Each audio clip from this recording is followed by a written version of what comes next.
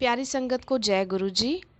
आज मैं गुरु जी का एक बहुत इम्पोर्टेंट सत्संग शेयर करने जा रही हूँ। इस सत्संग से काफ़ी लोगों को अपने सवालों के जवाब मिल जाएंगे। जैसे जैसे नई संगत जुड़ती है तो उनके मन में बहुत बहुत डाउट्स आते हैं कि नवरात्रे चल रहे हैं, हम गुरु जी के मंदिर जाएं ना जाएं, उनका प्रसाद खाएं ना खाएं, हम व्रत रखें ना रखें।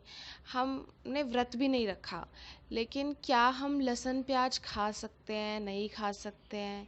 तो ये बहुत सारे डाउट्स होते हैं। तो इसके रिगार्डिंग मैं एक सत्संग भी शेयर करूँगी जो गुरुजी का, जब गुरुजी थे चोले में तब ये सत्संग तब का है।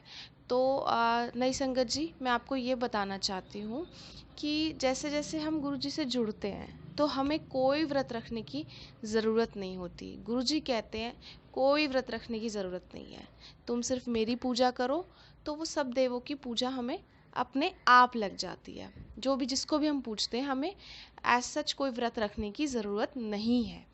उसके बाद एक बात और है कि जैसे ना हमारे गुरुजी बड़े प्यारे हैं, उनके पास कोई नई संगत जाती थी जैसे, या कोई भी जाता था तो वो कहता था गुरुजी हमारा फास्ट है, हम प्रसाद नहीं खा पाएंगे। तो गुरुजी उनको ज़्यादा प्रसाद दे देते थे, जैसे पूरा उनका हाथ हलवे प्रसाद से भर देना, पूरे पूरे मिठाई के डब्बों में प्रसाद भर देना, तो वो और ज़्यादा उनको प्रसाद दे देते थे। तो ये गुरुजी की ब्लेसिंग्स होती थी, ये मिठाई तो होती नहीं थी, ये गुरुजी की ब्लेसिंग्स है। और हमें कोई व्रत रखने की एज सच तो ज़रूरत है ही नहीं। अब मैं आपको ये बताती हूँ कि क्या हम गुरुजी का प्रसाद खा सकते हैं कि नहीं खा सकते हैं नवरात्रों के व्रत में। तो गुरुजी कहते हैं कि मेरा प्रसाद तुम खा सकते हो किसी भी व्रत में। अगर तुम ये प्रसाद खाओगे तब भी तुम्हें कोई पाप नहीं लगेगा। यह प्रसाद बहुत ज़्यादा ही दिव्य है, सो हम इस प्रसाद को खा सकते हैं। इसमें आप संगत जी कोई डाउट मत रखो। तीसरी बात ये आती है कि हम लोग सोचते हैं कि हमने तो चलो व्रत भी नहीं रखा है या व्रत रखा भी है तो इस प्रसाद में तो लहसुन प्याज है, और नवरात्रों में लहसुन प्याज तो हम खा ही नहीं सकते, हम तो लहसुन प्याज को घर में भी नहीं रखते, हम तो प्याज को छूते भी नहीं है, हम कैसे खा लें? तो फिर उस रिगार्डिंग भी गुरुजी ने बोला है कि आप इस प्रसाद को खा सकते हो क्योंकि ये बहुत दिव्य है। ऊपर से देवी देवता इन प्रसाद को खाने के लिए तरसते हैं। इस रिगार्डिंग मैं आपको एक सत्संग शेयर करती हूँ।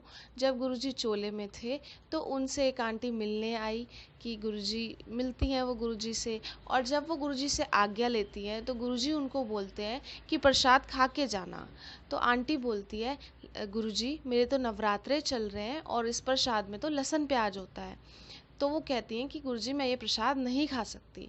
तो गुरुजी कहते हैं चलो ठीक है, तुम ये प्रसाद मत खाओ, लेकिन एक काम करो, रसोई में जाके बताओ कि ये प्रसाद कौन बना रहा है। तो वो जाती हैं रसोई में और वो देखती हैं कि स्वयं 9 देवियां इस प्रसाद को बना रही होती हैं, उन्हें 9 देवियों के दर्शन होते हैं। तो संगत जी, जब खुद 9 देवियां ये प्रसाद बना रही हैं तो क्या आप इस प्रसाद को खाने से मना कर सकते हो? आप इसकी वैल्यू नहीं जानते। ये बहुत दिव्य प्रसाद है और इसको पूरा खाना चाहिए। 9 देवियां जब इसको स्वयं बना रही हैं तो हमें इसे खाने से मना नहीं करना चाहिए और बड़े मंदिर जाना ही चाहिए। हमें ये नहीं सोचना चाहिए कि हम बड़े मंदिर ना जाए, नवरात्रे चल रहे हैं तो बड़े मंदिर ना जाएं। ऐसा नहीं करना संगत जी। सत्संग में जाना है, बड़े मंदिर जाना है, प्रसाद भी खाना है। अगर आपको व्रत रखना है तो आप रखो, लेकिन आप तब भी गुरु जी का प्रसाद खा सकते हो, आपका व्रत नहीं टूटेगा संगत जी।